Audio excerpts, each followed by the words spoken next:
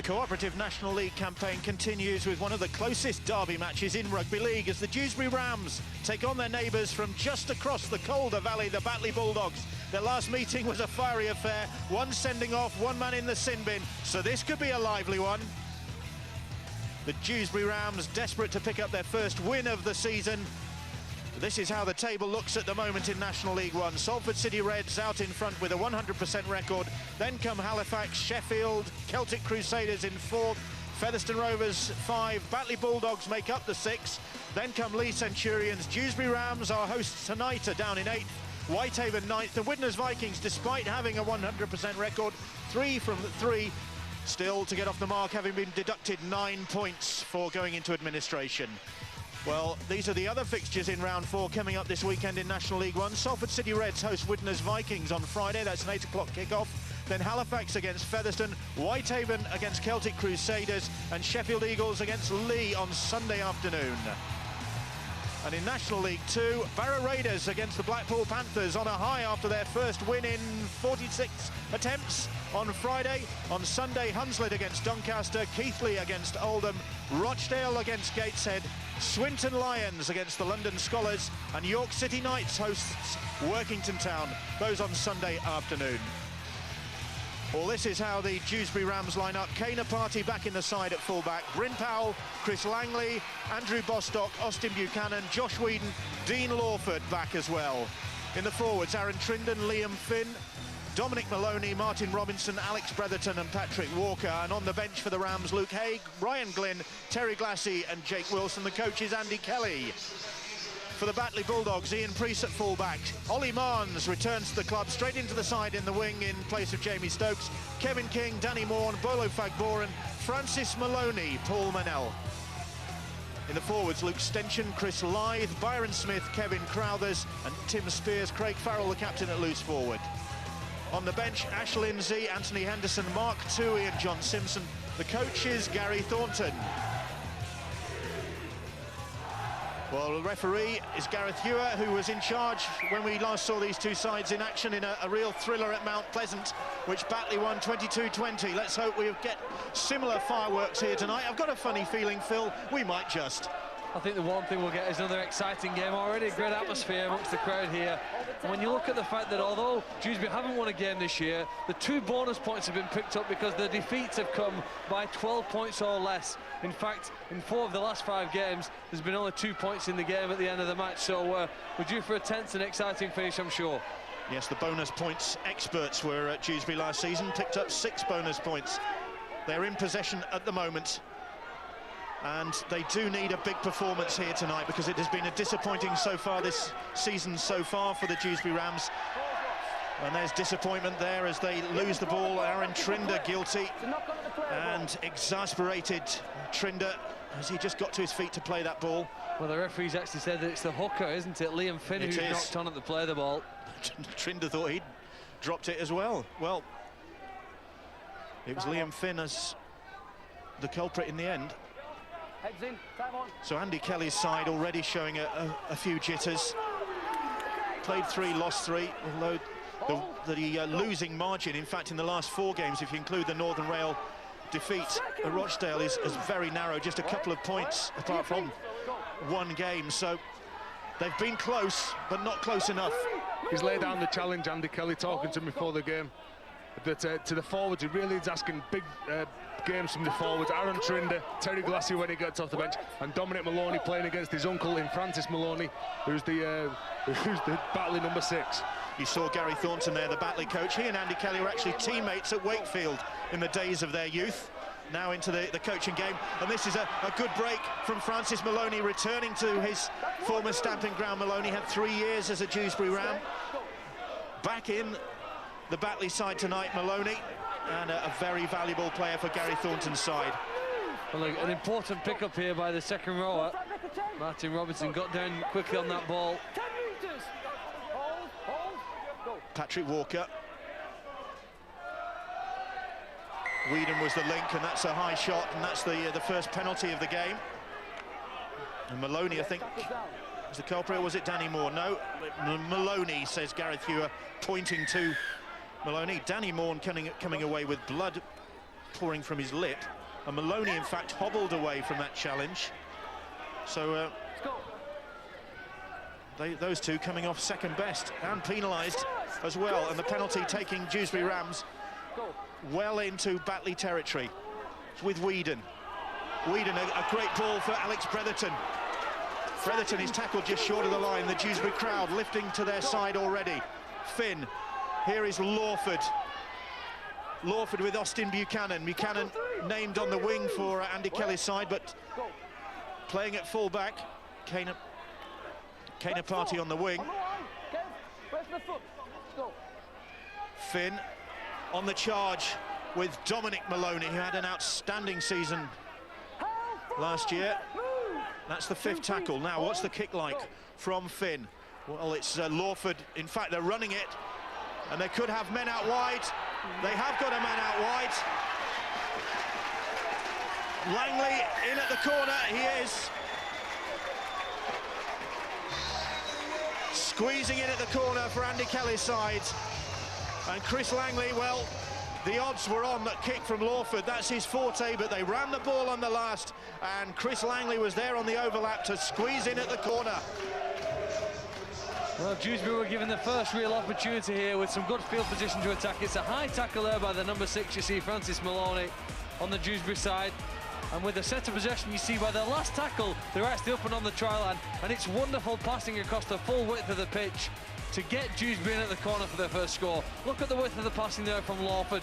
Quickly, he had to reach forward for it, but when he got the ball, Langley did well to get over the line and ground successfully.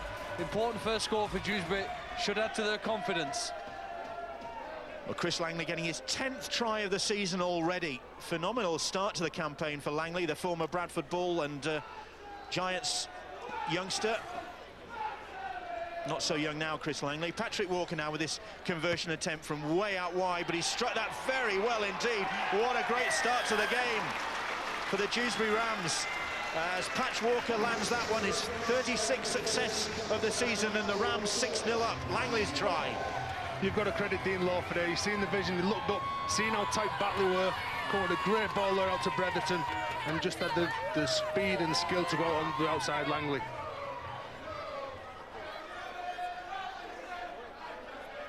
Well, Chris Langley combines his playing career these days with a teaching job in York at York High. Bill, it's a great bonus when you score within the first 5 minutes of any game, but it's even an added bonus when your side are able to convert from the sideline. That looked like a high tackle, and I think the touch judge has entered the field of play. The touch judge is on, and already Batley conceding early penalties.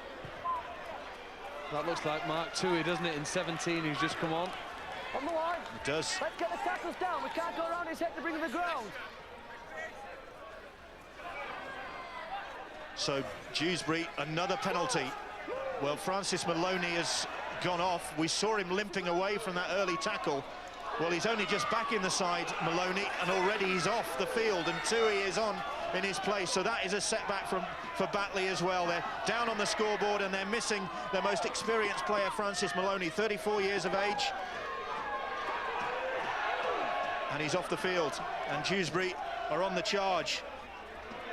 Again, they're going wide, and they're looking to exploit the anxieties out wide there of this Batley side. Didn't do so that time, but again, they're switching it across the field, and the ball's kept alive.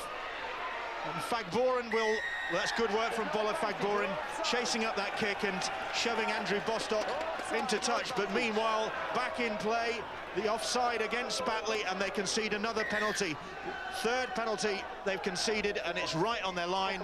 And Dewsbury, says Dean Lawford, will go for the 2 points.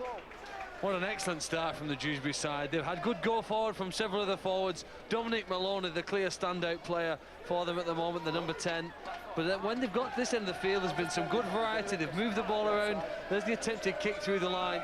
And although the ball's kept alive, the referee, Gareth Hughes, has already decided to award the penalty. Batley were offside. And Dewsbury now, via Pat Walker, have an opportunity to take an 8-point lead.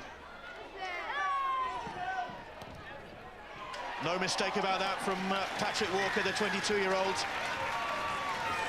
And this is exactly the sort of start that Andy Kelly wanted from his side. Probably a little bit anxious after having lost the 3 games. Having lost the 3 games, but they've got the perfect start. Meanwhile, Batley have got problems, not just on the scoreboard, but Maloney off as well. And get the news on that from Ben. Maloney only returned for this game after a neck problem. Thankfully, it's not the problem this time. It's in fact an injury to the right knee. The medical staff are treating him down the tunnel at the moment. They're very confident he can return in this game, though. Well, that was the incident. That was where he obviously sustained the knee, involved in that high shot earlier on, and definitely coming off second best. But Terry, we're going to say Dewsbury, this is the start they wanted. It isn't it? It's the start Andy Kelly wanted. Interesting to see that Dewsbury would have thought that he would have took him on in the forwards, but they're playing on the edges. They seem to be getting outside of the third defender from the ruck, who's called the tight C, and looking to play on the edges with people like Dean Lawford and Dominic Maloney running out wide. It is Maloney in possession just over the halfway line for the Dewsbury Rams. It's been all Rams so far. Not sure if Batley have had their hands on the ball as the little kick goes through from Liam Finn. And Ollie Marnes is back there. Marnes back in the side straight away because Jamie Stokes picked up an injury at Barrow. So Marnes, who's been playing rugby union in Halifax, comes back into the starting lineup. And Batley with a bit of work to do already. Olufugboren in possession and gets the penalty. Lawford all over him. Lawford protesting his innocence and then saying, OK, it's a fair cop, Gov. Well, it's disappointment now because it had been almost opening 10 minutes was perfect from Dewsbury. They'd been given penalties, they'd had field position, they'd scored points, but now they just take a little bit of the pressure off their opponents. And Batley now have the first chance to have their hands on the ball in their opponent's half. See Dean Lawford's history there, including Sheffield Eagles, involved in the first ever Super League game when Sheffield Eagles played Paris Saint-Germain on a memorable night at the Charlotte Stadium. And this is the Tetley Stadium. This is Cooperative National League 1, and it's Dewsbury against Batley, the heavy woolen derby, and it's the Dewsbury Rams ahead at the moment, but the Batley Bulldogs with their first opportunity really to examine this Dewsbury defence, which hasn't been that strong this season. Now then, can they exploit it this time? Tim Spears is tackled just short of the try line, but this is a good opportunity. Mennell fires the ball up. Oh, that's cunning work. Here is Farrell, little chip kick, he'll chase it himself. And then they concede the penalty, and Stenchen it was. Well, you can see that the tackle had already been completed. When they pick up Josh Whedon and throw him back into the in-goal area, that's the second effort that's not allowed. And just when Batley had got themselves into a nice part of the field, again, by giving Dewsbury a penalty and conceding that, they've allowed them to get forward. Here's now Austin Buchanan just wrestling forward, making good meters. Not only does that lift the crowd, Bill, it usually lifts your teammates for the following runs. Austin Buchanan sent off the last time these two sides met. That was a fairly fiery encounter. Dewsbury again on their right-hand side. Maybe sensing that Ollie Marnes just back in the side will be probably still finding his feet. Great short ball finds Dominic Maloney. It was a little pass from Josh Whedon, the Australian, former Canberra player, Canberra Juniors. Great charge down from Danny Maughan. Maughan has got the rebound. Maughan will get the try. Oh, Maughan celebrates already. And it was Lawford's kick and Danny Maughan. Blood on the lip, but something to celebrate. The rebound falling very kindly into his path, but you have to keep your cool in those situations, as Gary Thornton will no doubt be sending out. 6th try of the season for Danny Maughan then. We're starting to see a growing amount of pressure on kickers in all levels of rugby league, both in Super League and here in the National League. Danny Maughan made the effort to get up on Lawford, get his hands in front of the kicker, take that risk of the ball being kicked into his midriff or even more painfully lower down, but it bounced favourably for him, off his chest, forward, waited patiently for that third bounce. That came up kindly, and he knew he could celebrate before he even got to the line. It's a great comeback from the Batley side. They've been under pressure for the first 10 minutes with very little ball. Danny Maughan will enjoy that against his former club, another former Dewsbury man. We've seen charge downs in successive games, actually, because Jamal Fakir did it, of course, for the Catalan Dragons at Huddersfield. Now then, Kevin King, this conversion attempt, a formality for him. Bang between the uprights, and 8-6 the scoreline, and Batley with a great response.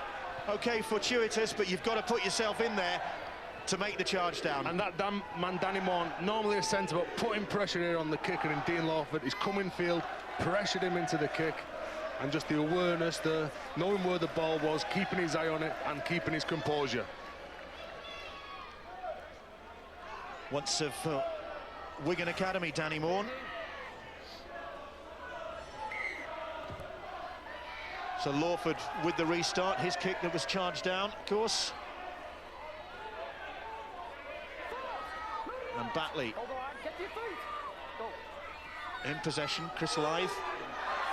Bolu Fagboran slipping. We did have a torrential downpour about an hour before the game.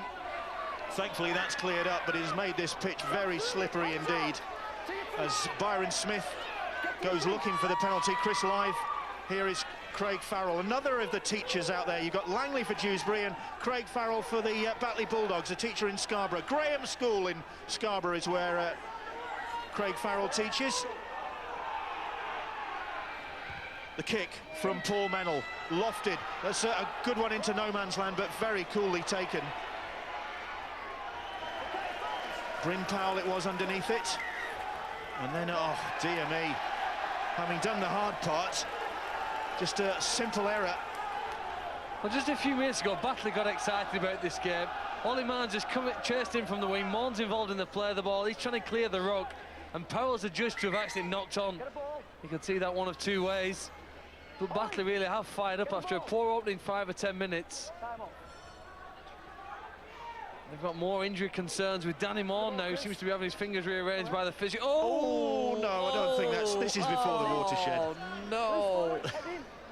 It's not going in. I think he's saying, no, don't try again. I hope you're not having your tea at the moment, but Danny Moor's still having treatment out there. Meanwhile, play continues with his side in possession.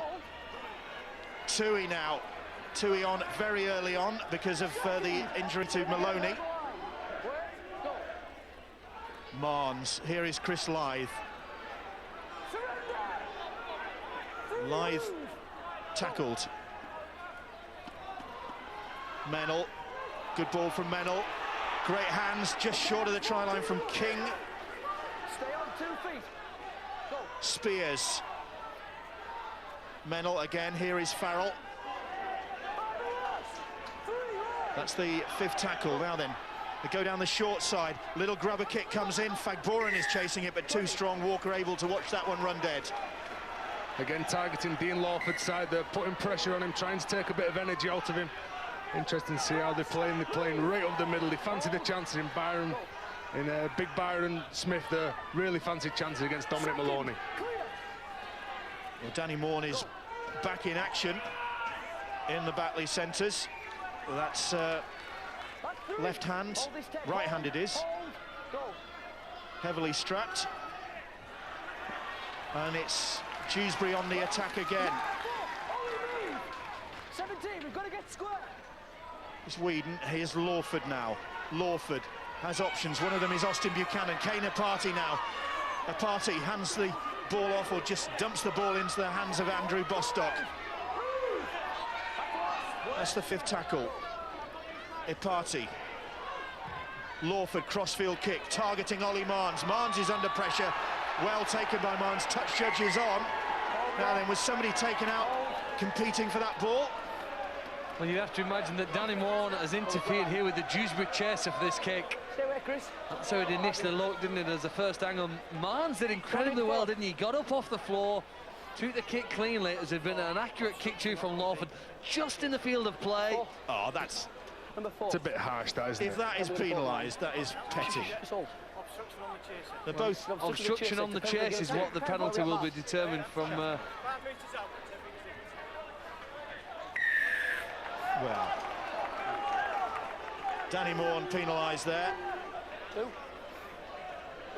And now then, Will Walker go for another 2 points. I think he will, yeah. Chris, Ollie. Down the line.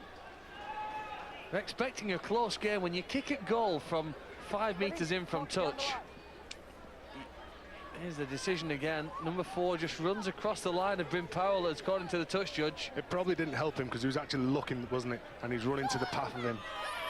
Players practice that all the time in training sessions, going to really, they call it escorting players off the ball, giving the wingers, the fullbacks a chance to catch the ball so they're unimpeded. So Walker with this one.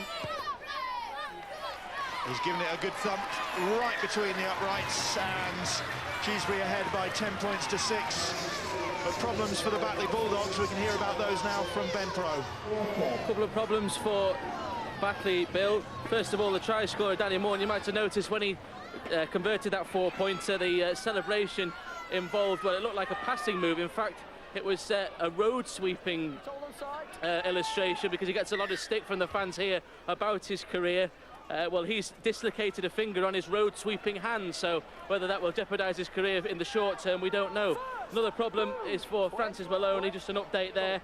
It's suspected ligament damage. That left knee is iced in the dugout there, so Francis Maloney has some problems. 34-year-old Francis Maloney probably then not likely to return. And Austin Buchanan unable to take that.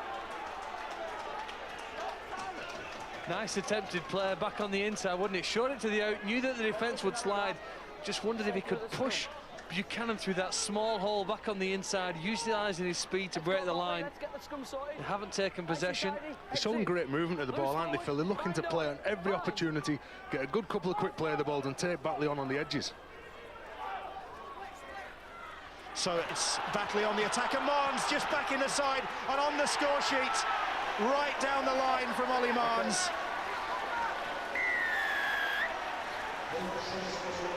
And he's got his first try of the season for the Batley Bulldogs, and they level the scores.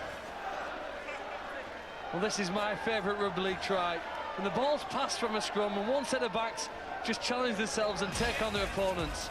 Here you see, shift it wide, goes first to the standoff, the foot scrum half loops around the back, and then it's the fullback Priest who manages to get outside his opponent, drawing the winger and release Marnes.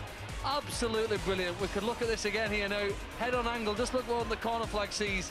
Going to see good movement to the ball, pacing him on the outside by Priest, and Marnes just doing enough to slide in before pushed into touch. 29-year-old Ollie Marnes, Number 14. and very experienced campaigner. 13, I think. Spends part of the winter playing Union, but Gary Thornton had no qualms about bringing him back, putting him straight into the lineup when Jamie Stokes had to pull out. And Kevin King with another tricky touchline conversion, but he landed a belter from this sort of range at Barra last Thursday, right in front of the Barra supporters. They were breathing down his neck. I think they were just hanging on to his collar at one point, and he landed that one, so every chance of landing this one, King. He's pushed, oh! I thought he was going to go wide. In the end, it hit the upright, but 10 apiece. And we've got a game on here, that's for sure. Marnes with the try, King very close with the conversion. So Dewsbury off to a flyer, 8-0 up, have been pegged back now. And that despite Batley having the problem of losing Francis Maloney very early on. So Priest underneath the restart. And that's great chase from the Dewsbury Rams. Stention felt that. Ashley Lindsay is on the field. Byron Smith now. Chris Lythe, and then young Paul Mennell, former Bradford Bulls and Huddersfield Giants academy player, launches that one downfield. That's a heck of a kick. And it's a good chase from Batley. That's a heck of a set as well, isn't it? Making 100 yards there, controlling the ruck there. Now look how tight they are, holding compressed. Really trying to dominate this set and come up with a winning structure and a winning formula for Gary Thornton. Austin Buchanan. Sorry, Phil. It's been a brilliant opening quarter to this game. If the next 60 minutes are as good as the first 20, we're in for something special. Handling error there now. Buchanan's lost the ball again now. 0. It was Kane Party, I think, who that one squeezed out of. So Bolo Fagboran able to pick up and make a few yards. Kevin Crowthers is on. Wait on 2 feet, Chris Batley. 2 feet. Crowthers plays that ball. Mennel. It's with Tim Spears. Spears driving for the line. Held just short. Another former Dewsbury man out there, playing in the colours of the Batley Bulldogs now. Mennel, Byron Smith. Smith has lost that ball. It went backwards, says the referee. And Chris Lythe pounced on it, fortunately for his side. Tui puts the little grubber kick in, and it's snapped up by Patrick Walker. It just stuck in the mud, and Walker was first to react to that. Started slow, didn't they? But since they've got the discipline sorted, as you need to be very composed when you're playing these derby games. Keep your discipline. They've got that sorted, and they seem to be winning the arm wrestle at the minute, keeping them defending up in their own 20, making them come out of trying to force the error. Henderson, I beg your pardon, it's Terry Glassy who is tackled, and he didn't like that. And it's just getting a little bit warmer out there now. Bit of finger pointing after that tackle. Glassy objecting to the attention from Luke Stenchen. And then Liam Finn puts the kick in. Bit of a slither from Ian Priest, but manages to keep a hold of the ball. Ollie Marnes on his own 20-metre line. Bolo Fagboran now. Fagboran makes a couple of metres.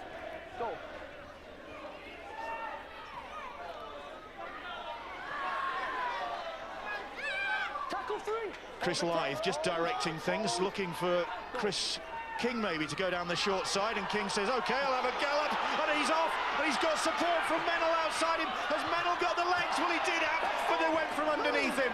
Oh, cruel luck from poor Mennel, but they're still on the attack now. Here is Lindsay. Again, they're giving it some width. Then they come back in field with Tui. Tui is all wrapped up. That's the 5th tackle. They go down the short side. Crowthers with the kick.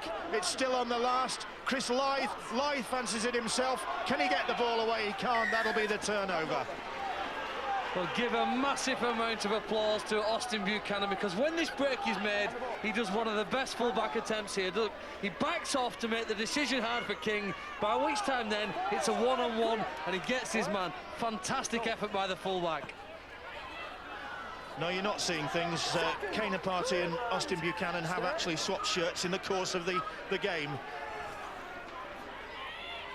Just to keep you on your toes.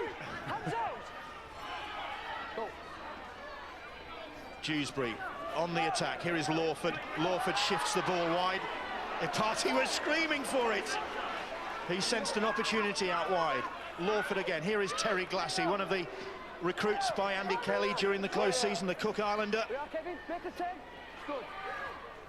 The kick from Liam Finn, and Finn, remarkable record of being ever present for the last couple of seasons for the Dewsbury Rams, Finn. And he does that particular play very, very well, doesn't he? He gets out with his right side of the play, the ball, kicks with his right foot into that corner, and all 3 that he's made so far have been excellently placed. Some big hits going on there. Henderson, recipient of that one. Here is big John Simpson now. Simpson on the charge. The Batley supporters urging him on. And look at that, Bill. And then getting the penalty. They're trying to do everything to slow this side down early.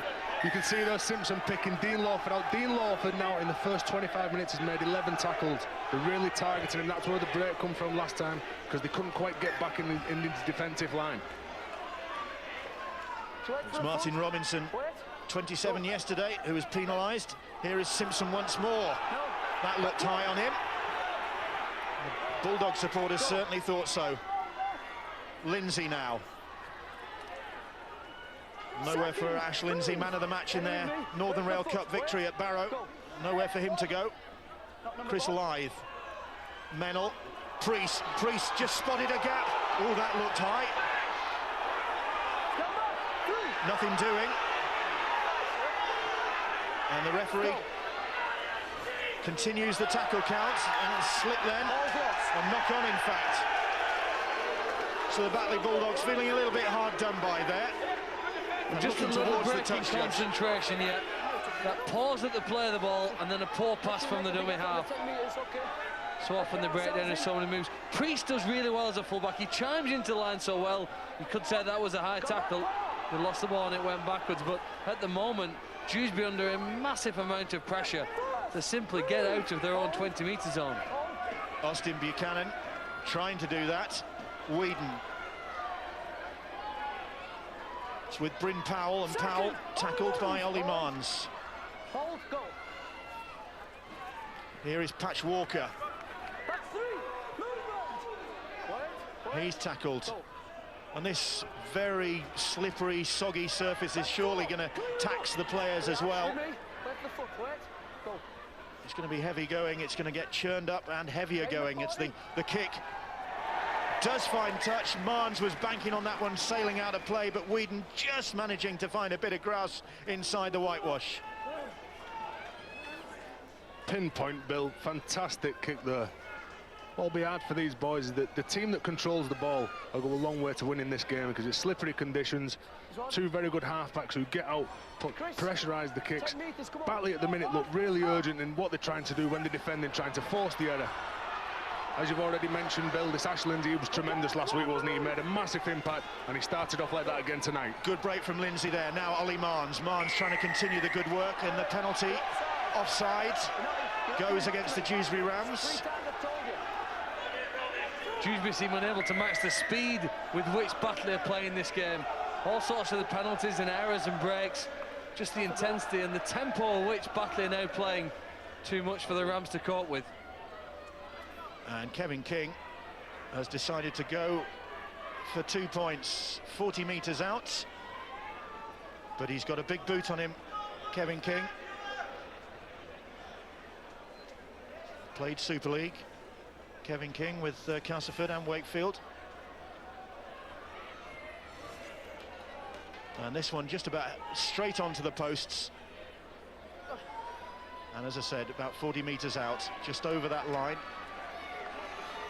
And this to put the Batley Bulldogs in the lead for the first time on the evening. And that's well struck. Straight as a die from Kevin King. They've showed a lot of hunger, haven't they, to win that little collision. And as we were saying, Ash Lindsay, they're coming on, and Gary Thornton plugging him right on at precisely the right time. That really tiring the Dewsbury forwards now, not coming up with the plays. Dean Lawford really has to, I think he's got to get the players going in the middle of the ruck. Instead of trying to play around this Batley side, try and play through them. Bolofagboran not taking any chances with that one. I thought that was going to whistle between him and Simpson and go out, but Fagboran trapped it. Well, Batley doing well to be 12-10 ahead, given the problems they've had with injuries. More news from Ben. Danny Moran's just returned to the field, Bill. The dislocated finger initially wasn't put back correctly, so he had to come back off again for it to be reset once more. As for Francis Maloney, who cuts a forlorn figure in the dugout, it is confirmed as ligament damage, and the prognosis is that he could be out for between 4 and 6 weeks. Well, no pain, no gain, as they say, and already a painful night for the Batley Bulldogs, but they're ahead at the moment. Mennell with the kick. Was that a bit of a late hit from Liam Finn? Here is Kane Party now.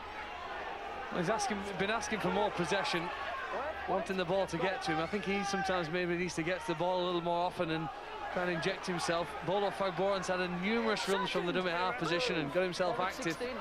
Got a Party on the left wing for Dewsbury. Perhaps stabbed the possession to date. Bretherton is tackled just inside the Batley half. Now here's Josh Whedon. Whedon, short ball for Terry Glassy. They're keeping this ball alive well, Walker. Now it's with Finn. Finn is tackled by Mennell. Luke Haig. Haig, Ryan Glynn. A couple of the Dewsbury youngsters there, Haig and Glynn, both 20 years old, on the last now, and Finn again looking to put pressure on Ollie Marnes. Marnes has dropped that one. That'll be the knock-on. Well, I thought he'd got there. He thought he'd got there, and then it just pinged out of his hands, and he's not pleased. Well, Finn has shown his accuracy with the low kick that's gained ground for them, and that's a difficult one because he's challenged, isn't he, in the play eventually. Bryn Powell slips and falls to ground, but it was probably enough to distract Marnes. So Dewsbury in possession. Half an hour gone. They led 8-0. They're down 12-10 now. Coming down the short side with Bostock. Bostock tackled just a couple of metres away from that Batley line. Here's Terry Glassy now. Oh, Finn's gone without it. And that'll be the knock-on. And it's a little exchange of pleasantries there. Bit of frustration from Liam Finn and his Dewsbury colleagues. And he started off really well, Liam Finn, for taking his eye off the ball there. You can just see him have a little look up, see what's in front of him. Pass was perfect off Terry Glassy. Then they just need to really concentrate now. They seem to be lacking that fluency that they really started off strong with the first 10 minutes. Also, the speed of the line here looks really good. They're trying to force that error. A bit frustrated with the way the game's going away from them. Batley Bulldogs in possession. Henderson on the charge. Chris Lythe appealing for intervention from Gareth Hewer. Nothing coming. Simpson. Terry Glassy with the tackle on him.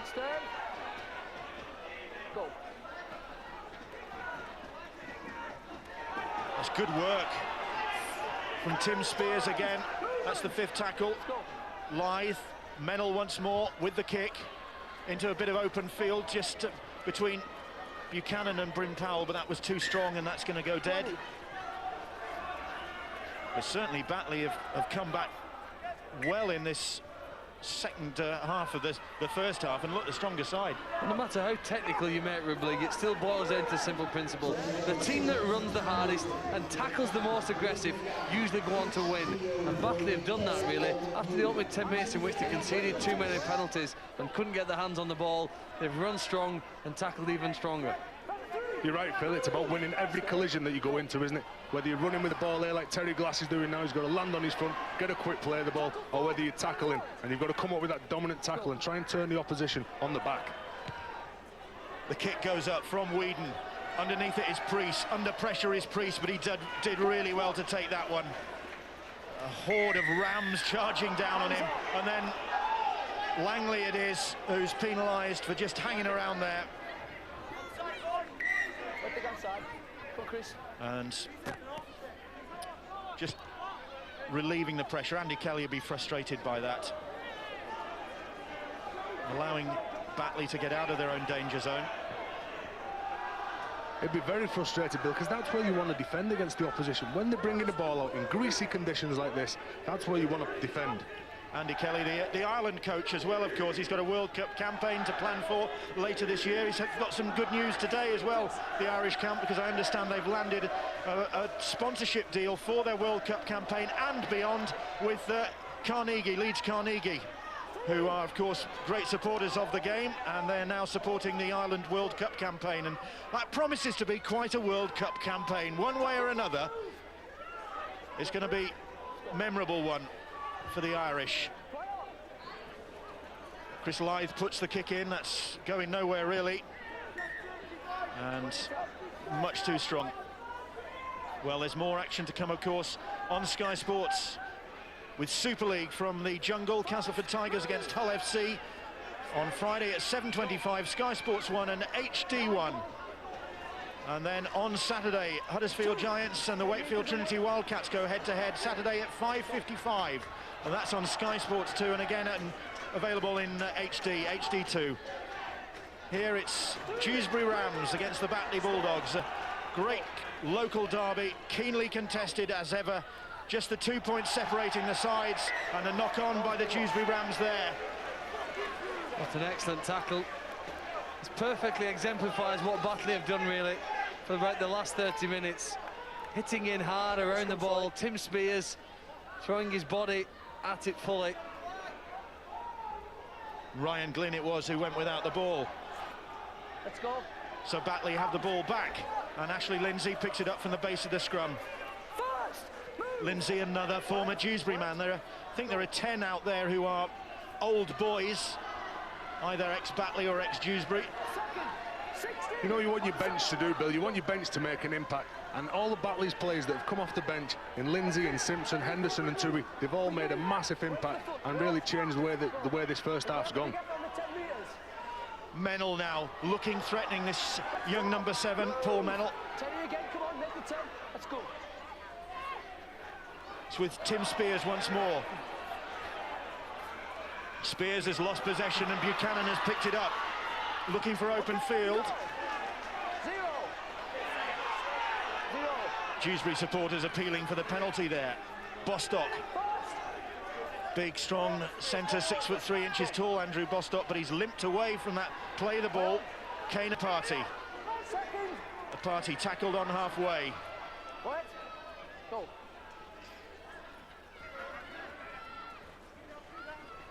It's with Bretherton. Coming towards the end of the first half.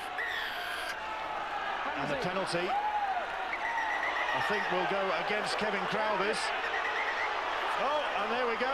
I said it was going to get fiery, and it did. And there is no love lost between these two sides, despite the fact that several of them are former teammates. They know each other well. It's Dewsbury against Batley. I don't know whose handbag it was there, but I saw one swinging. Crowther's there. He's a tough cook. He played against him a few times. Always wants to win everything that he's in, but I've got a bit carried away here. Well, he's complaining that he got his hand held there. I've got the penalty for the hand in. By Alex Bretherton. Put the ball for the sin bin, calm him down. Nothing thrown there, Bill. Bit of pushing and shoving. Obviously wouldn't like to be in the middle of it, like, but I think it's Kevin Crowthers who's going to the bin. Yeah. I think they both end up there, and I think that's an excellent decision. Bretherton should be the number 12 who was involved for Dewsbury, and he's off as well. Well, that's what the sin bin should be for. Bretherton just still protesting his innocence, but Chris Langley just pulls him away and tells him to leave the field. So Gareth Hewer laying down the law there. Well, I said the last meeting was tempestuous, and that this was likely to be, and here we go again. And it really was about nothing. But you can't play the sport without aggression, and at times it boils over. It's very easy to condemn from up here, but it's a tough game out there, and you can't control that emotion on and off every single second. It wasn't condemning. No, I'm just explaining, I think, sometimes why on television you would think it's stupidity, but I think sometimes the heat of the battle gets to you. Well, the heat of the battle now is on the Batley Bulldogs until Terry Glassy goes without it. Right in front of those posts, and that's a let-off for the Bulldogs as the seconds run out at the end of this first half. And Terry Glassy. And that was the first chance Dewsbury's had for quite some time now to try and build some pressure. First 5-10 minutes, Bill, they looked really strong, didn't they? That's when they were getting the penalties, completing the sets. But the last 20 minutes, they seem to have gone away from them. They're giving away a few penalties. They look like a team that's under a bit of pressure. Need to start playing with a bit more fluency. Mennell chased down by Finn, but gets the kick well, away well, and it's fielded by Dewsbury, who've lost possession, and picked up by Mark Toohey. So Batley have it back again, and Dewsbury started the game so well, and they're ending it looking a little bit shambolic. There's just some big collisions going on out there, isn't there, Bill? Ash Lindsay again, just getting under the ball. He's made a big impact since he's come on from the bench. That's a big impact there from Danny Morn, dislocated finger and as well. Morn is tackled. They're going down the short side with Chris Lythe. Lythe tackled just short of the try line. Into the final minute in this first half. Lindsay sweeps the ball wide for Mennell, and Mennell back for Kevin King, and King, big strong running centre, maybe could run a bit stronger, but they're running strongly now with Henderson. Henderson just short of the try line for the Batley Bulldogs. Spears has gone without it. The try line was begging, but he had to stretch for that. And that'll be the end of the first half action. Gary Thornton's side have come back well. They trailed to those.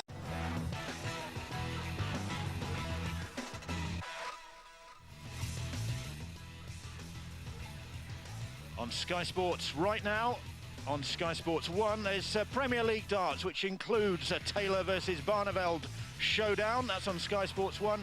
And over on Sky Sports 2, the first one-day international between the West Indies and Sri Lanka. That is available on Sky Sports 2 now, live.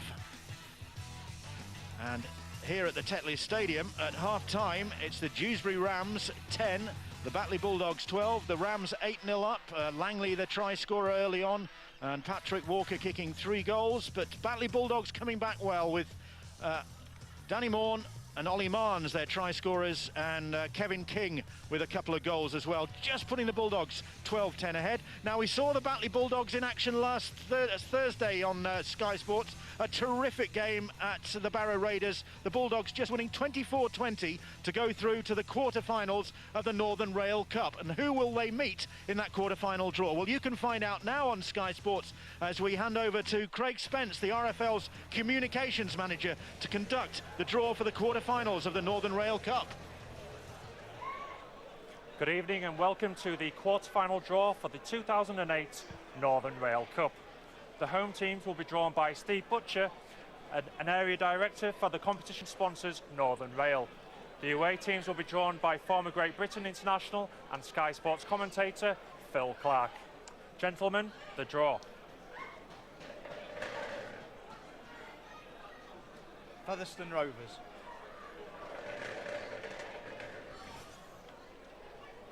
Salford City Reds. Featherstone Rovers will play Salford City Reds.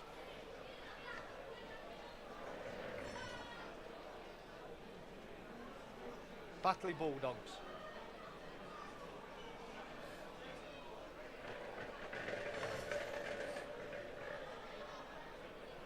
Oldham. Batley Bulldogs will play Oldham.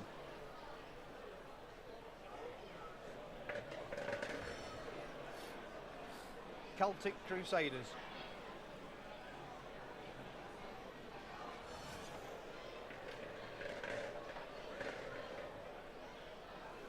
Widnes Vikings.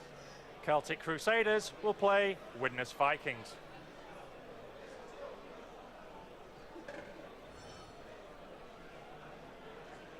Rochdale Hornets.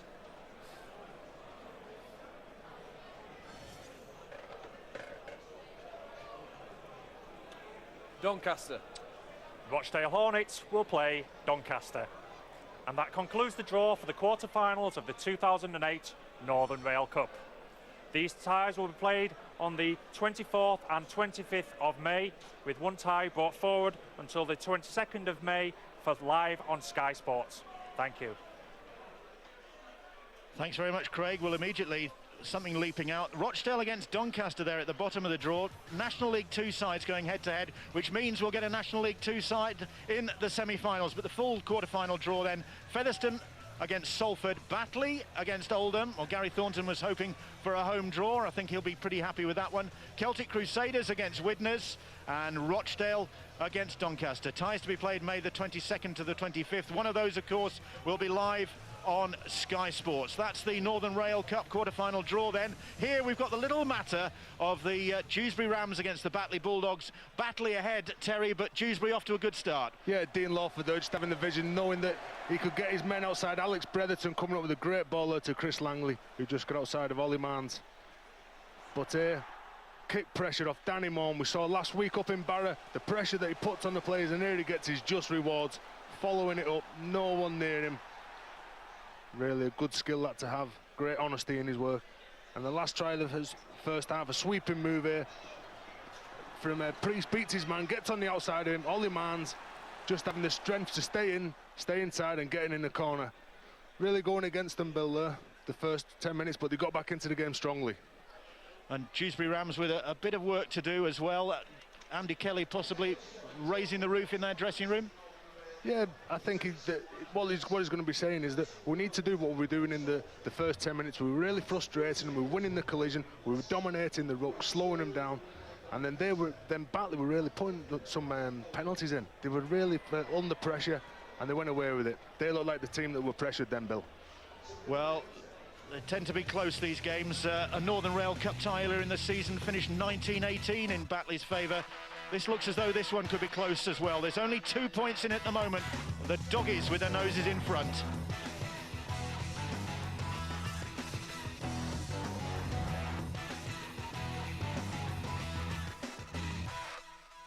Just made here on Sky Sports. But as I said, we've got 40 minutes to go in this cooperative National League One game between the Dewsbury Rams and the Batley Bulldogs. It's the Bulldogs who are ahead by 12 points to 10, which will cheer their supporters down in Dagenham in East London. The Hainault Bulldogs, who are an associated club with the Batley Bulldogs.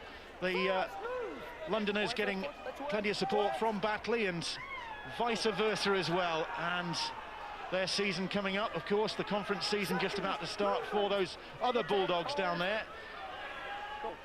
And in fact, they've got a big day coming up on April the 14th at Hainault Bulldogs, because they'll be hosting the Challenge Cup. It'll be at their ground, the Barking Rugby Club in Dagenham, on April the 14th. Here it's the National League that's at stake, or National League points that are at stake, and it's Batley in possession, very nearly not in possession, and Ashley Lindsay just, I think, caught unawares by that. I think it was vital for Dewsbury, who'd physically lost out in so many of the battles in that first half, to start the second half successfully, and they have done with a charge down. But fortunately for them, it's not going to ricochet kindly as it did for Danny Morn in the first half, and Bolifag Boren pounced on it. But a real positive indicator that they've spoken at half-time, they've upped their intensity in defence, they contained the Batley go forward, and they're starting now to challenge them. When their Batley side now carry the ball, they know that it's a far tougher job than it was in the first half.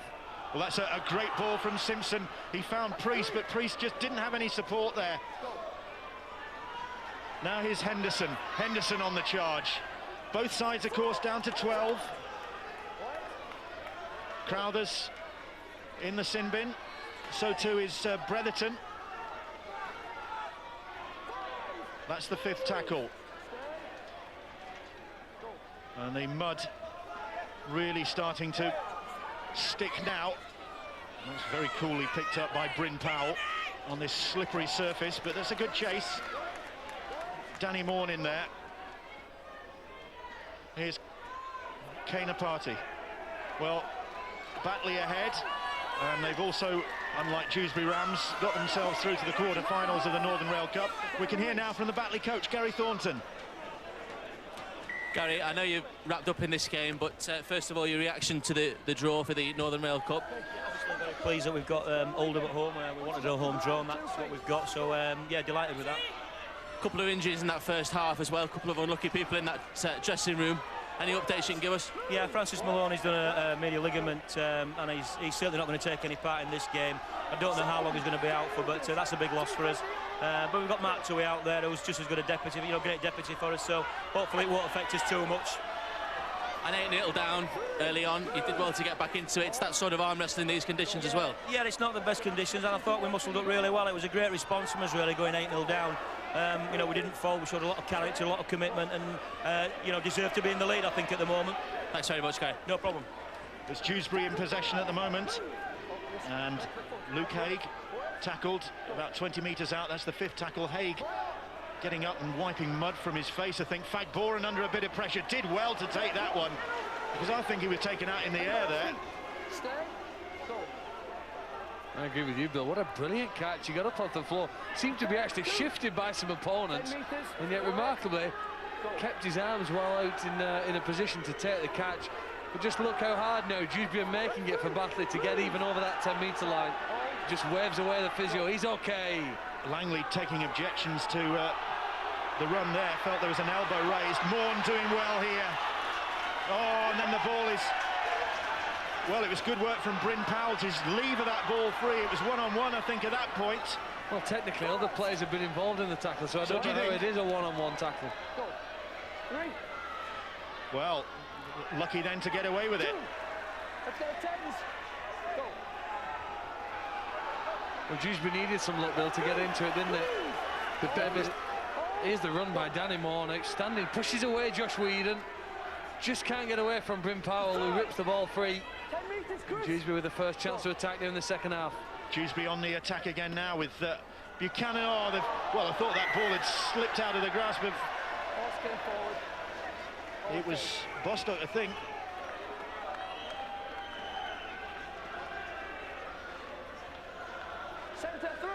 This is where they're going to have to control the ball, Andy, because in the first half they come up with twice as many errors as the Batley team, and that's what really let them down, as well as the penalties towards the end of that first half. And Andy Kelly will be really upset. They're trying to build pressure, and if you build pressure, teams crack in the end, and especially in this weather, anything can happen in these slippy conditions. Exasperated look on Andy Kelly's face as that error was committed. Ryan Sheridan alongside him. Priest gets to his feet to play the ball. Marnes makes another couple of metres before he's clattered to the ground by Patrick Walker. Here's Lindsay, and that's a throw, and penalised.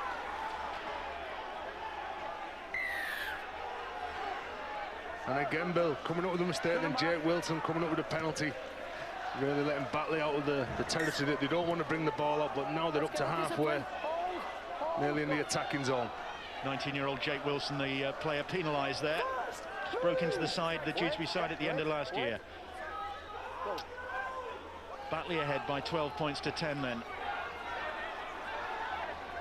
Simpson doing the strong work up the middle. They seem to be making so many easy meters up that middle of the pitch, don't they, where the initial contact's just not strong enough. Mennell, Spears, he's tackled, to his feet slowly to play the ball. Lindsay once more, Fagboran again slipping on this very muddy, sticky field. Terry Glassy with the tackle, Chris Lythe. Here's John Simpson again, more good work from the big prop. Gets to his feet to play the ball. Danny Morn, having a big game, Danny Morn. Now then, what's the kick like? Well, not exactly what he intended, I think, and it's easily fielded by Bostock. And Bostock, though, is driven back. That's great work. The tackle is completed now, says Gareth Hewer, the referee, but completed right under the shadow of those Dewsbury posts. Well, Batley seems to have tapped into a desire that's unsurpassed at the moment. The opponents can't cope with it. They're making more meters in the collision. And now both sides return to 13 aside. The two Simbin players back on the field. Bretherton and Crowthers back to rejoin the fray as Dewsbury have possession with Terry Glassy. Just short of the halfway line. Liam Finn. That's gone, I think, straight out of play off the outside of his boot, and Finn just questioning what was supposed to happen there. That wasn't supposed to happen, that's for sure. I'd be disappointed with that, the Irish international, because his kicking game to start with was spot on. Very hard for a right-footed kicker, though, who's under pressure from the middle of the field on the left-hand side of the pitch to kick the ball and keep it in play. He's immediately under pressure because of the position he finds himself in. Here is Kevin Crowthers involved in that spat towards the end of the first half. Gets to his feet to play the ball. Lythe. Here's Paul Mennell. Mennell finds Farrell. Farrell's pass eventually reaches Fagboran, but he's going to do well to stay in the field of play on this slippery field. He does so. Goes to ground straight away, Bolo Fagboran. Tim Spears. Spears, he's worked really hard for his side. And they're going down the short side. That's a great ball and a great Dewsbury tie as Kevin King slithers over, and I literally think he did glide over the try line for the last few feet of that. And Kevin King gets his 7th try of the season. And the Batley Bulldogs coach delighted with that. Well, the acting half-back nowadays in rugby league has probably less than a second at every single play of the ball to scan that defensive line and see an opportunity or weakness. Lyth does that by coming out. He knows that there'll be 3 attackers and only 2 defenders, and by shooting down the short side, he's able to put his centre partner, King, into that small hole and know that he'll slide over, and this week, ground the ball successfully. Gareth Thornton delighted there. Good vision from his hooker, and nice support play from the centre. Joe Berry alongside Gary Thornton, his assistant there. And Kevin King, well, he seemed to take a bang in scoring that try, but he's back on his feet. And he did well there because he knew he was going to be able to slither the last little bit of that, so he went to ground early on, and it paid off. And King with another tricky conversion. Well, that maybe shook him up a little bit. He's pulled that one wide of the posts, but his side are ahead by 16 points to 10. Chris Lyth, very, very inventive player there, just how he gets out from dummy half, runs at the defensive line. Here you see him just get out, runs with the ball in 2 hands, puts him in 2 minds. Great ball there and great angle there from King, scoring the corner. He'll be glad to get that one down, Phil. Well, he's probably still had a bit of stick at training this week. The fact that he dropped the ball over the line, it's about 2 inches before grounding it last week. No mistake this week. And Dewsbury need to find something. I always believe when you're losing a closely contested match, as Dewsbury are here today, you need one of your players to come up with something special in defence. A bone-shaking tackle, one that really drives your opponents back, lifts your teammates, and possibly forces the ball out in an error. That's the focus now for Dewsbury. Can they improve their defence? It's Batley on the attack at the moment. The Bulldog supporters saying Lyth was taken high there by Bryn Powell. It's hard to come up with a good shot, isn't it, when you're backpedaling, Phil? You know, when you see that the way that Batley plays, they just seem to be getting on the front foot. Well, that's a good break. It's a great break from Mark Toohey. The ball back in field, that surely was a knock-on. Gareth Hewer spotting it, yeah. A little hand in there from Bostock it was. And it'll be Batley's head and feet. It's all Batley at the moment. Toohey makes the break, throws the ball over the top, and King again's in space, but his attempted pass is intercepted, knocked down by Bostock illegally. That's a knock-on, and again, it's even more Batley. I hope they can put that scrum player that they showed us in the first half. Dewsbury needs somebody to spark things up, and a notice on the far side, Dean Lawford is ready to return for his team. They've also importantly got Dominic Maloney now back on the side, a forward with the headband around his head. Watch for him, he was good when as opposed to the headband around what? Just rewind that and delete that comment. Fagboren is tackled just short of the line.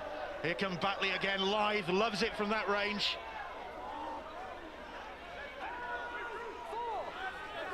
And Lyth tackled by Dominic Maloney.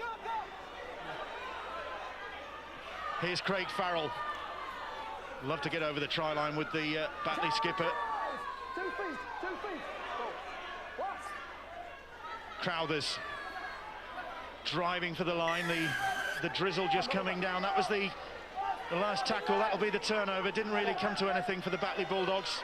Here's Langley, and they're offside, or not standing square, I think. So that's a reprieve for the Dewsbury Rams. It was Mark Toohey, I think.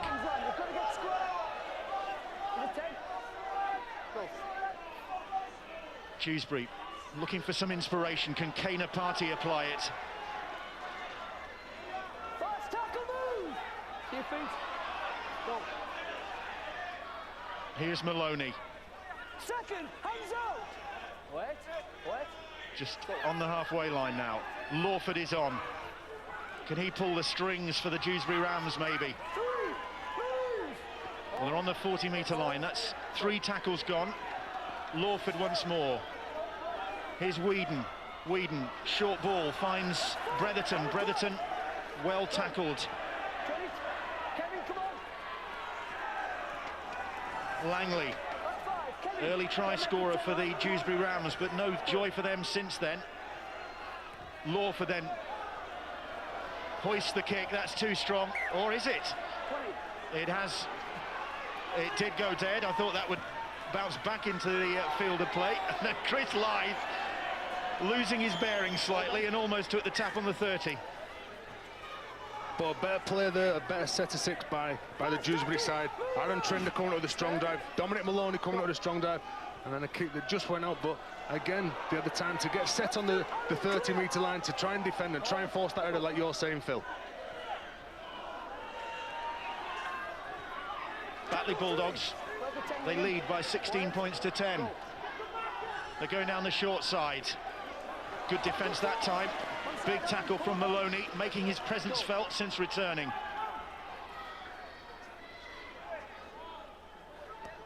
Lindsay, that's the 5th tackle. I beg your pardon, it was Mennell in the mud there. Tui with a kick. Almost a good kick, just had a little bit too much on it. That's a great run. It's a run, that is head down, get in there. And Langley then ran into some pretty solid defence as well. Well, as it set the tone for the next runs, there's a party takes it forward. I mean, maybe more than one-man efforts, but they've got to get some momentum here now and some speed back in their play. There's two teachers going head-to-head there, Chris Langley and Craig Farrell. Don't like to think what they do to the pupils. And that's what's come off the back of him running, taking that first ball in and running hard and direct, trying to slow him down there, trying to slow Buchanan down. The only way they could slow him down there was illegally. Go to the bottom of the class, Mr. Farrell. So Dewsbury, this is a good opportunity for them. They've got Batley backpedaling towards their own line. Bostock suffered a nasty shoulder injury in the game between Dewsbury and Batley on Sky Sports last season, when Batley just nicked that one. What are they going to do here? The ball with Bretherton. Well, that was a good tackle from Ollie Marnes. Got ball and all there. Batley under a little bit of pressure here now, right underneath their own posts. 2 feet, go. Finn. Lawford firing the pass out there, but Dewsbury read that one well. On the last now. The kick from Buchanan, and that's very well dealt with by Fagboren. Well, at least on that kick, it did apply a little bit of pressure. It forced Fagboren to come up with a catch under pressure in the in-goal area. The previous one had just gone over the dead ball line. And here now, oh well, the Dewsbury home support thought that there was an error there from Byron Smith. Referee claims don't play on, and Ollie Marnes now gets them up to the 40-metre line.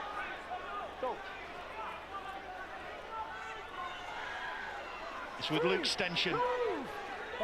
Stenchen is tackled just short of the halfway line.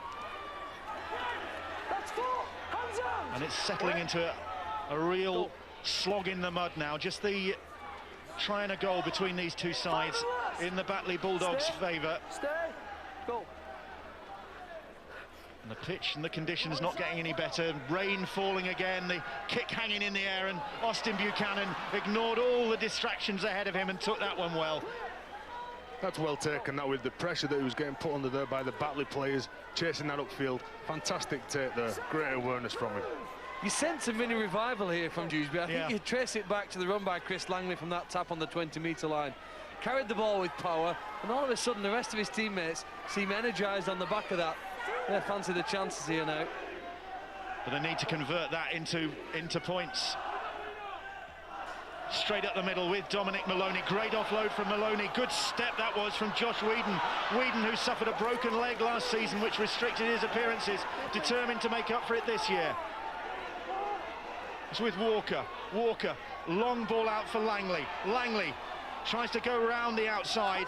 He's tackled by Danny Moore in his opposite number. Whedon stabs the kick in. It's a good one. It's ricocheting everywhere. It's come off Priest, and that will be a goal line dropout. Or was it Mennell? Well, it was a difficult kick whichever way. Buchanan put himself in the frame, didn't he? He knew that he was going to be close to the ball. And Batley, well, now having to survive at their end of the field. It was Paul Mennell who got there.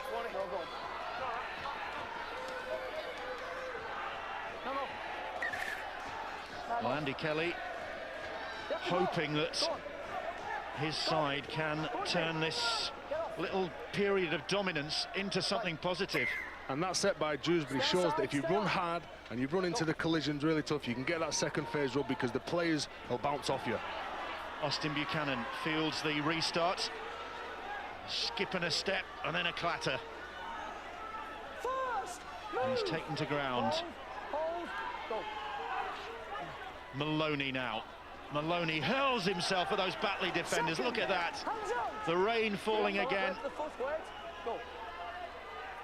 Here's Whedon. Whedon, a short ball, but that's great defence from Batley. Danny Morn in there as well. So is Mark Toohey. Toohey, of course, heavily involved since having to come on early doors in the place of injured Francis Maloney, and Toohey's done well for his side. Tim Spears with the tackle for Batley that time as Dewsbury go looking for the try that would close the gap. It was Finn who was close on, and then they go without it, and Lawford couldn't take that. He was stretching for it all the time, Lawford. It's another example of the importance of the pass from acting half-back. Even if your hooker's not there, you need players who can put it into the position that the catcher needs it. Lawford didn't get that. Didn't get the vital service on the last tackle. The anger and the frustration evident there, and the actions of Dean Lawford after he'd lost that ball. Can Dewsbury, though, turn that disappointment into a defensive effort to contain in tremendous rain, now raining at coming down here into the face of the Batley side. Byron Smith takes the tackle, plays the ball. Ollie Marnes, a try on his return to the Batley Bulldogs. Liam, 10 metres. Plays the ball. Chris Lythe. Lythe finds Luke Stenchen, once of Leeds Academy Stenchen.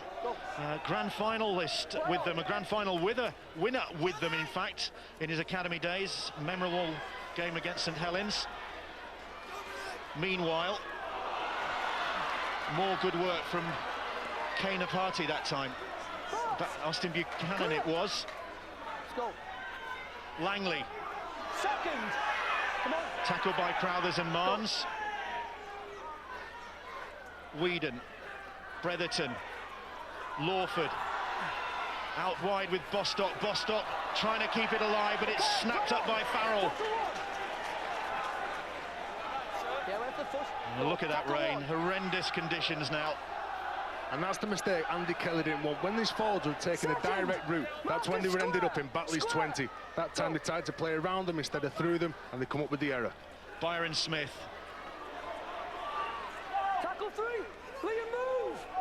Smith is tackled about 20 metres out. Crowthers put his foot to the floor. Still got a bit of pace at 32 years of age, Kevin Crowthers. Chris Lythe, and they've gone without the ball. Knock on. Take the knock on. Leave him. Well, very difficult to take that pass in these conditions. Bulleted across the front of one player into the arms of Stenchen. It bounces off his chest. You're probably not going to see many points in the remainder of this game, and you're certainly not going to see many long-range scores. I think the field position, and he needs a patience here now from Dewsbury in possession. This might take them 5 or 10 minutes to work their way upfield, contain their opponents, and get that opportunity to score and perhaps level the game. Well, on a night like this, with the rain heaving down, it's hard to imagine a sunny May weekend in Cardiff, but that's hopefully what we've got to look forward to. May the 3rd, 4th weekend, when it's Millennium Magic in Cardiff, and there is the RFL information line, 0844 477 7113, 0844 477 7113. All the information you need about Millennium Magic. Batley Bulldogs have the ball back once again. And I wonder if that little spell of Dewsbury inspiration has evaporated. Whether they've just lost a bit of momentum, because it's Batley now threatening the Dewsbury line. It's a loose pass, picked up by Toohey, and Farrell will go for the one-pointer, and he gets it. And that could be a crucial point from Craig Farrell. Sweetly struck. Chris, I keep getting your name called. And it puts his side 17 points to 10 ahead. Well, it takes a really good decision maker. When the play's broken down, the ball's gone on the floor, thrown back to you, to make that instant choice and think, listen, I'm going to go for the one-point kick. Left-footed player, it falls onto his perfect side. He's able to lean back, take his time, and it just about wobbles over the bar. Might only be 1 point, but it's one significant one in this game at present. So it means the Dewsbury Rams have to score twice now. And can Dewsbury do that, Bill? That's the doubt that they're putting in the mind now. The Batley team there, and he knew that if you come over that 1 point, a team that's lacking in confidence, do they have the ability and the belief in themselves to get back into this game and score twice? Here's Byron Smith, bang! And that's a great tackle, and the ball has come up for Dewsbury. Could that be the moment that turns the game? What a tackle by Trinder. It was Aaron Trinder who really put his shoulder in there, and Maloney doing likewise. 2 feet, 2 feet. Wait, go. Here is Whedon now. Whedon for Walker. Walker is Same again on the line.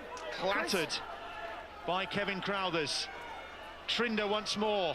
Maloney. Dewsbury piling on the pressure. Stay. Go. Liam Finn, they go down the short side and they've lost possession again. The ball slithering like a bar of soap. It was Bostock who just couldn't keep a hold of it, juggling with it. Oh, come here. This must be agony for Andy Kelly. Surviving on the line, wasn't it, there from the Batley team? They just had to get up and off it, try and buy a few metres, so that if they do hit you in the contact and go forward, you're still in the field of play. Well, Craig Farrell looked as though he'd been landing drop goals like that ever since his days as an academy player with Hull. But in actual fact, that was the first drop goal of his career. And it could very well land his side with the 3 points tonight. He's a 10, where's the foot? Go. And will it be yet another bonus point for the bonus point experts, the Dewsbury Rams? Well, they've got 15 minutes to change that. Tackle 4, clear up. Just Alex, Chris. inside their own half. Go. With the Batley Bulldogs. Tui. Chris, movement. Right, it's good. Great kick pressure coming in from Walker, but they managed to get the kick away. It's fielded by Austin Buchanan. Buchanan clattered to the ground by Byron Smith. You wonder whether it's almost worth Dewsbury kicking you early in this tackle count, because Batley's defensive effort is such well. Even after one, they've forced the ball free. Well, the tackle was not a pretty one. Movement. Hold. And Batley have the ball back. It's with Byron Smith. Smith 2 feet, Austin. right in front of those Dewsbury posts. Crowthers now. Another one could wrap it up for the Batley Bulldogs. Tui is tackled just short of the try line. Byron Smith might fancy this himself. Trying to twist out of the tackle from Bryn Powell, it was. Mennell, great footwork from Mennell, great try from the youngster. That will surely wrap it up. Paul Mennell with the try. Wanted first team rugby, he's got it at the Batley Bulldogs, and he's justified it tonight. An outstanding performer. And Paul Mennell, great footwork in these conditions, and then again hurling himself to the ground to slither over the try line for the try that probably guarantees his side the win. Well, he knows he owes some of this credit really to his teammates. Their effort in defence, Kevin King primarily in that tackle, forced the ball free, and then very much like Luke Robinson perhaps at Huddersfield, a short player close to the line, stepping back against the sliding defence, and then just going hard and low for the line, knowing that this further score would seal up victory for his team and delight his coach in the stands. Very good all-round performance from Batley, both with and without the ball. King with the kick that would put this game even beyond a penalty point, a bonus point for the Dewsbury Rams, and King obliges. 23-10 now, the scoreline in favour of the Batley Bulldogs. And 21-year-old Paul Mennell with an outstanding try. And just showing Byron Smith there what's needed in these conditions. Keep a hold of the ball. Good strength off him as well, because I think in Paul Mennell, not one of the biggest men on the pitch, but what he done was he knocked off one of the biggest men in Dominic Maloney in the collision, stepped off his right foot, knew where he was, come up with a good try for his team. 12 minutes to go. And it looks as though the Batley Bulldogs are going to continue their good form, recent good form against the Dewsbury Rams. Won them both in the National League last season. And a great away form as well for the Batley Bulldogs. They've won 3 and drawn 1 of their last 5 away games. So they're travelling very well for Gary Thornton. Farrell finds Ollie Marnes, but Marnes has to come back infield very lively. Frustration now from the Dewsbury Rams, because this game promised so much for them early doors, but it's all gone pear-shaped. Probably been the most patient the teams, haven't they, as Chris Live comes up with the ball. And the enthusiasm evident there as well, as that kick from Mennell was charged down, but it was Batley that came up with the ball. And they're in possession now with Luke Stenchen, and Stenchen still going, and Stenchen will get a wonderful try in the rain for the Batley Bulldogs, and he was not going to be stopped. And the 22-year-old former Leeds Academy product just bulldozed his way through the Rams defence to get that try, his 3rd of the season. Well, that surely now settles the issue here at the Tetley Stadium. That's an attempted charge down on the kick, but again, Batley the first to react. Look at number 9 at the bottom of the screen, wants to get to the ball first and does so. Okay, he's tackled, but on the following play, the prop Stenchen does remarkably well. Offered so much time and space, he doesn't panic, he shows the ball to hang off a couple of defenders, and then pushes hard through the gap. Just look, shows the ball out in front, 2 hands, bounced off 1 or 2 defenders, and then goes hard for line.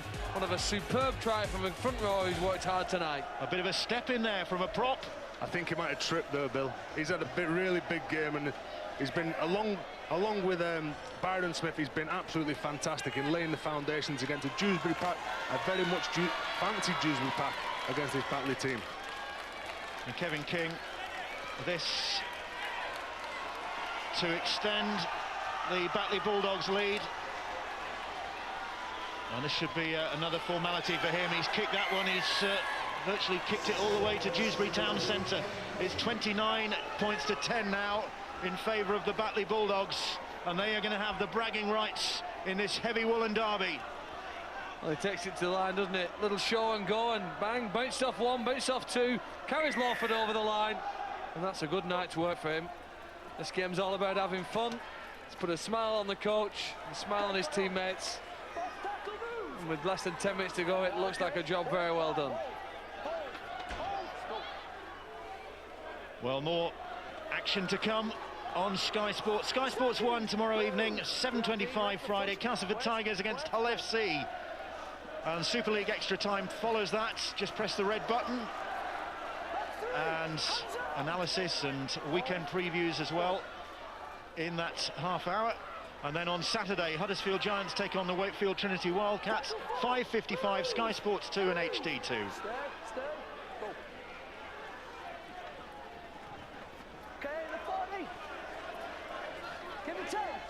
Buchanan fields that ball for the Dewsbury Rams, so they still wait for their first win of the season, just the 2 bonus points for them.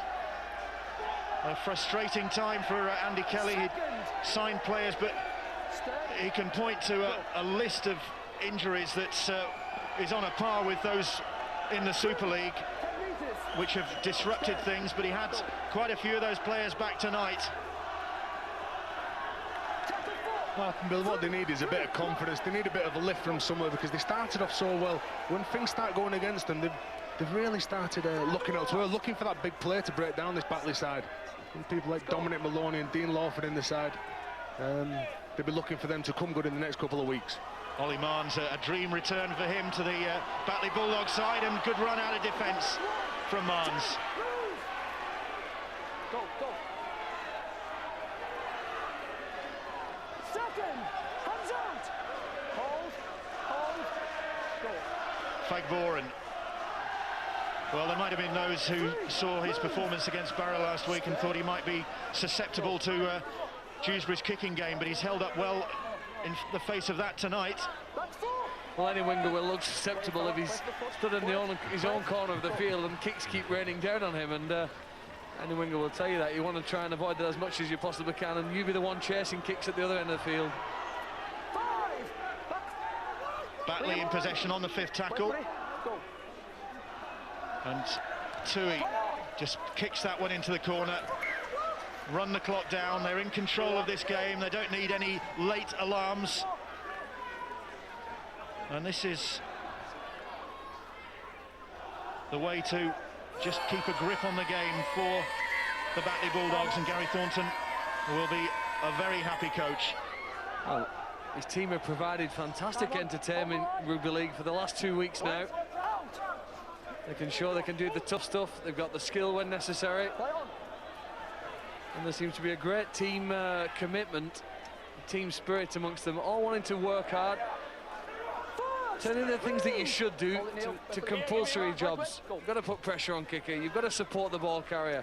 You've got to work hard at marker. They're making them must-dos rather than should-dos. Finn, Bretherton, Glynn. Ryan Glynn, one of these young players coming through the Dewsbury ranks. Here's Patrick Walker. Oh, Walker balloons that ball out, and Lawford gets to it. Good hands from Ipati. It's Austin Buchanan, in fact, who put the kick in. Ipati chasing with him.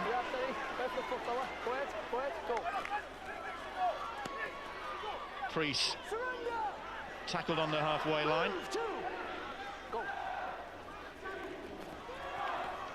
Here's John Simpson, and Simpson in the splodgy bit in the middle of the field. Tui.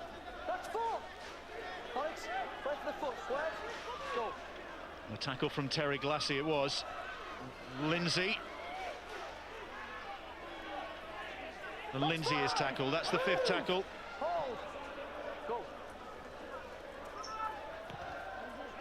Crossfield kick, and Bryn Powell is underneath it. And Powell closed down by Ollie Marnes and by Anthony Henderson. The rain still falling. The crowd not going home though. Another good Thursday night turnout despite these atrocious conditions. Here's Liam Finn. Finn. Tackled by Tui and by Craig Farrell. Batley's willingness to close down their opponents and put them under pressure is probably the thing that's helped them to win tonight. And even when they were behind early in the scoreboard, Danny Mullen's effort to put the kicker under pressure and then come up with the first try for Batley exemplifies their effort here. The commitment to put their opponents under the cosh whenever possible has helped them to win this game and win it comfortably. Well, of course, these two sides meet again in 10 days' time in the Challenge Cup, in the next round of the Challenge Cup, and certainly Dewsbury supporters will be hoping for better from their side when it comes to that game. Andy Kelly's a very experienced coach, and he's got to try and lift his side after this performance. It looked so promising early on. They didn't look like a side that had lost their opening 3 games, but obviously confidence is a fragile thing when you're in this sort of position. But that's it, Bill. When you do lose your first 3 games, like you're looking, and when you get in front, you don't know what to do. You don't know how to win the game, and then when you get behind, you're looking for that big play all the time, as we've seen. But Batley, look at the kick chase, the kick chase that they've come up with, the way that they wrestle the players in the tackle, and that's a fantastic tackle. That. Craig Farrell it was, confronting Kane Ipati.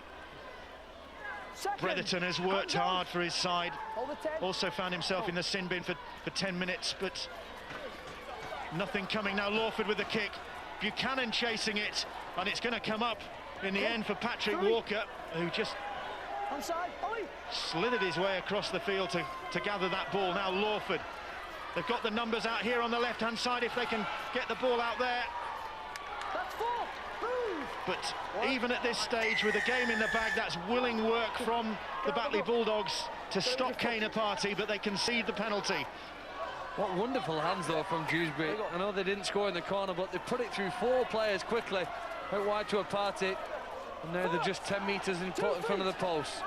Can they at least get a morale-boosting compensation try here? They will do. Buchanan taking a leaf out of the Batley Bulldogs book and hurling himself over the line, gliding over the line to get the try. Austin Buchanan gets his 6th try of the season, but it's too little, too late. Walker will add the conversion. He does so successfully. 29-16 the scoreline. Bonus points still out of range at the moment for the Dewsbury Rams. We saw the penalty for the interference. They'd shifted it to the left wing. Batley are just to have, well, interfere, but not sure either way. The ball's come free. The referee's given them a penalty, and it's about getting your quick players against the bigger, slow players.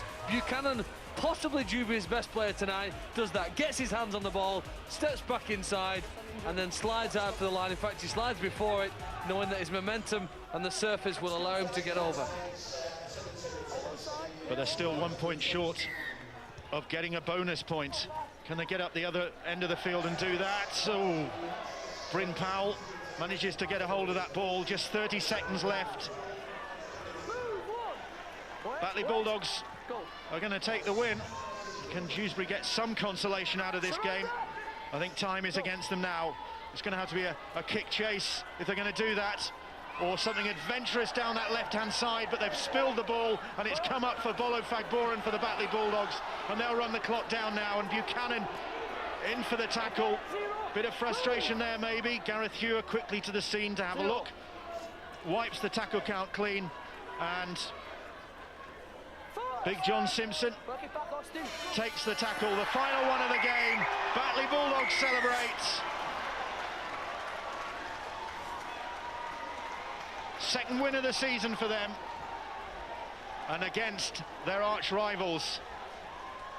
It's been just as ferocious as anticipated. 2 players sin-binned,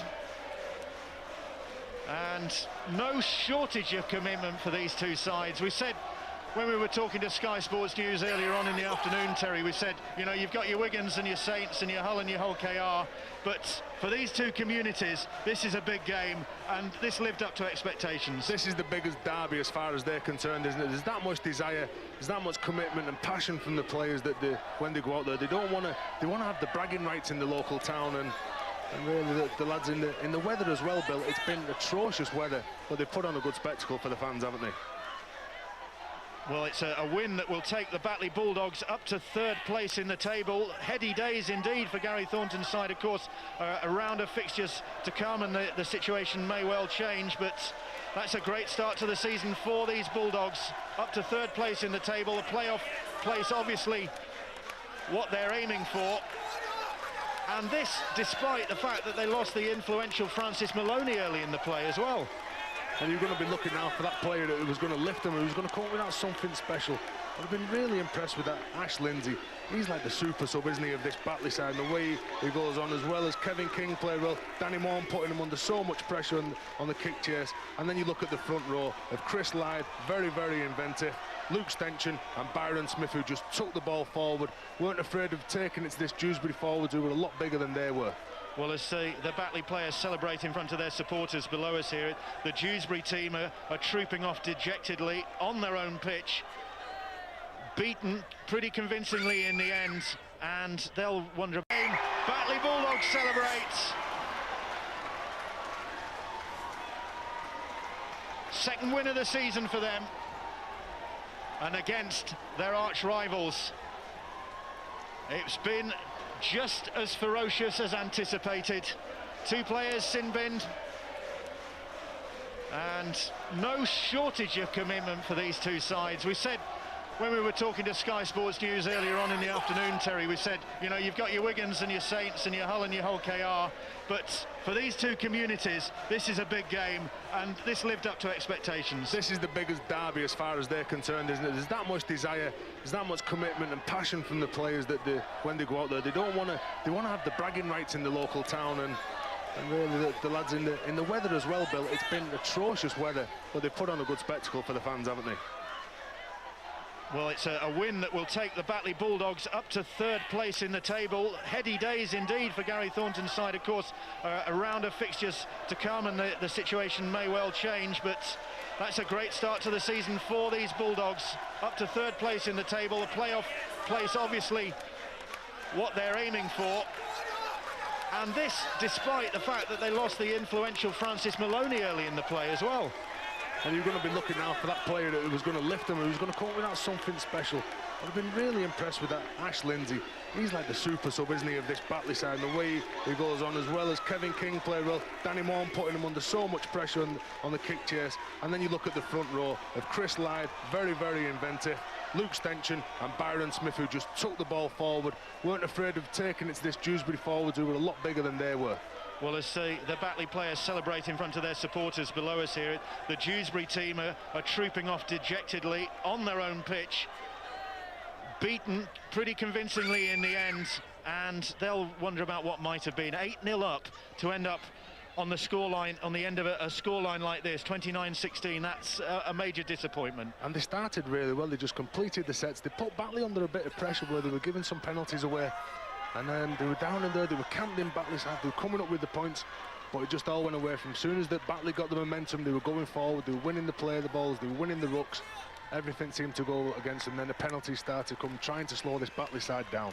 4 games now without a win. Okay, they've got these 2 bonus points, but it's a tricky time for Andy Kelly, isn't it? It is a tricky time, but as players as well, you've got to look from within, and you've got to put a bit of a mental on yourself. Where have I let myself down? Where have I let the team down? And you've got to look from within. And as a player, you've got to, and as senior professionals, you've got to go out there and try and do the right things and look for that inspiration. And they've got the players there, Bill. They've got the Dominic Maloney's, the Aaron Trinders, the Liam Finn, Austin Buchanan, who was really strong today. Well, it's a victory for the Batley Bulldogs, a sweet night for their skipper, Craig Farrell. He's with Ben now. Craig, the victory in the end convincing, but it was a real arm wrestle in that first half. Yeah, it was a very tough game. Very pleased to get the 3 points. All credit to Dewsbury. You know, they made a great fight of it, but it was just great to come through the game and ensure that Dewsbury didn't get the bonus point as well, which was extra pleasing for us. And the 1-pointer from you, crucial in the end. Have you been practicing them all week? I had a go on Thursday, I think it was. Not Thursday, sorry, Tuesday. It's Thursday today. Knocked one over. It's the first one I've ever done in my career, so I'm 100% for that. And I've taken one conversion as well in my career, scored that, so I'm 100% with me kicking. And how important was it that you'd put the points on the board before the conditions got so much worse in those closing stages? Very important. As you could see, the play deteriorated a little bit. There was a lot of knock-ons, a lot of errors, and I think getting ourselves ahead before the conditions did deteriorate really played a big part for us. And I know that you're looking forward to going to school tomorrow. The pupils that you've got, I mean, surely they should be doing homework at this time of night. They probably should be, they probably won't be though. I'd like to say a big hello to everybody at Graham's School. Nice to see you. Thanks for tuning in. I'll see you all in the morning. I can brag about my drop goal, I think. Well done, Craig. Thanks very much. We've got Gary Thornton, who's managed to change his clothes anyway. Gary, conditions not great out there, but a good win in the end. Yeah, it was fantastic. Yeah, they put us under pressure for a bit in the first half. You know, went 8-0 down, and I thought we reacted really, really well. We mastered the conditions pretty well second half. I thought played some decent stuff and scored some good tries. Yeah, you were 8-0 down in that first half, not panic stations, and then sort of equal going into the half-time break, but you really took it away from them in the second half. And how important was the drop goal from Craig? Yeah, I mean, that just sort of put them 2 scores away from us, and we knew they'd come at us first 20 minutes were going to be very, very tough, and certainly it was. They threw everything at us, and I thought we handled it pretty well. Second half, I think we just sort of controlled the football a little bit better and played the field position a little bit better, and we're going to enjoy the win. And I know it's early days, but it's a win that takes you level with Halifax in second place. That must please you as well. Yeah, it's fantastic. You know, nobody ever gives Batley a chance, do they? I think we were 125-1 or something like that to win it. But we're always underdogs. We're always favourite to get relegated. And I'm just pleased for the boys that they've turned in another good performance. And we deserve to be in second place. Thanks very much, Gary. Thanks for talking to us. Thanks to Kevin and the Hinnell Bulldog guys. Have a good night. Thanks, Gary. Andy Kelly waiting to talk to us. Andy, never easy to talk to us in defeat. But you do have the chance to put things right next week. Yeah, I don't think you put things right. Next week's a cup game, this week we're a league game, and to be fair, I don't think we could have performed any worse if we'd have coached a side to train and play that bad. I don't think we could have achieved as much as we did in the second half. The errors, the defensive effort, it was just below the standard for this division, let alone National League 2. So, you know, I've got nothing positive from the second half. Thought we were competitive in the first, but where does that get you? It just gets you, you know, a defeat. Well, it must be heartbreaking for you because it was anyone's game at the interval. A couple of points in it and then didn't turn up in the second half. Well, things we targeted in the first half, things we highlighted were the errors and the penalties. And I think the penalties probably dissipated a little bit, but the errors just escalated. And there's no way you can defend that kind of quantity of football and then still come back and be competitive in a game. We were foolish with the ball, and we got what we deserved. I can't argue against Batley. They were simple in the structure, and they completed the sets. And when there were chances to take, they took them and put us to the sword. And at the end of the day, we weren't good enough, and we've got to be honest about that. And do you think the conditions were to blame? They were 7 points ahead before things got really worse. Was that the problem then, that you just couldn't get back into the game in those conditions? No, they weren't the conditions. It's the skill of the players. If you want to keep turning the ball over and giving the opposition the ball, then they've got a right to use it and score and put you down, and that's exactly what Batley did today. And you know, like I say, it's just about being honest about how we've played, and we've played poorly. And it's not good enough for this division. And unless we start dusting ourselves up a little bit and being a little bit smart with the ball, playing simple sets and sticking to structure, then we're always going to find ourselves under the cosh. It's not good enough to make that quantity of error. Andy, thanks very much for talking to us. Phil Clark's come down from the commentary box as well. Phil, local derbies, always passionate. We got a close contest in the first half, but in the second period, Batley really took it away from the neighbours. No, I thought it was a great game of rugby league, wasn't it? And particularly in the conditions, we've seen over 45 points scored. And ultimately, whatever standard of rugby league you watch, whatever level, whatever age group, the team with the most commitment invariably go on to win. Occasionally there'll be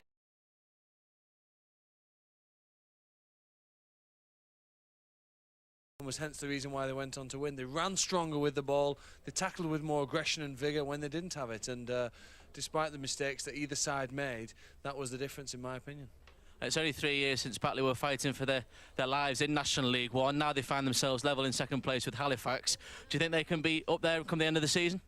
Well, we don't get to see everything that goes on in and out of the weeks and the strength of the squad that Batley have, but I've been impressed in the last 2 games that we've seen on Sky Sports. Some of the rugby league they've played has been sensational, and the try they scored tonight from the scrum, swifting it out quickly to the left wing for Ollie Mans to score, was one of the best you'll see. My favourite type of rugby try, passed across the back line and the winger diving in at the corner, and with that style of rugby they'll always get my support. So confirmation then of the victory for the Batley Bulldogs, 29 points to 16, a flying start for